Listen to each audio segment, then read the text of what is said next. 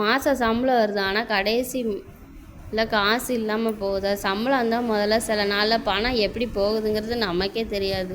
தினமும் டீ ஸ்நாக்ஸுன்னு நம்ம பண்ணுற சின்ன சின்ன செலவு தான் ஒரு மாதத்தில் அது ஒரு பெரிய அமௌண்ட்டாக வந்து அப்போ தான் உங்கள் காசு எங்கே போகுதுன்னு உங்களுக்கு தெரியும். நோட்டு போட்டு நம்ம இவ்வளோ செலவு பண்ணுறோன்னு எழுதுங்க ஃபஸ்ட்டு. மாதம் 1000 ரூபாய் தனியாக சேமித்தா கூட அது ஒரு கஷ்டமான நேரத்தில் நம்மளை வந்து காப்பாற்றும்.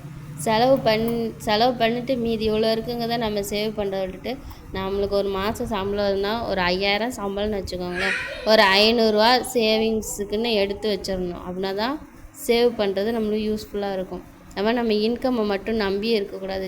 சின்னதாக நம்மளுக்கு ஏதோ ஒரு சின்னது ஒரு தொழில் தெரிஞ்சுன்னா அதை வச்சு நம்ம ஒரு சின்ன சைட் பிஸ்னஸ் பண்ணோன்னா அதுலேருந்து வர்ற காசுனாலையும் நம்மளோட வாழ்க்கையை அடுத்த கட்டத்துக்கு நம்மளால் கொண்டு போக முடியும்.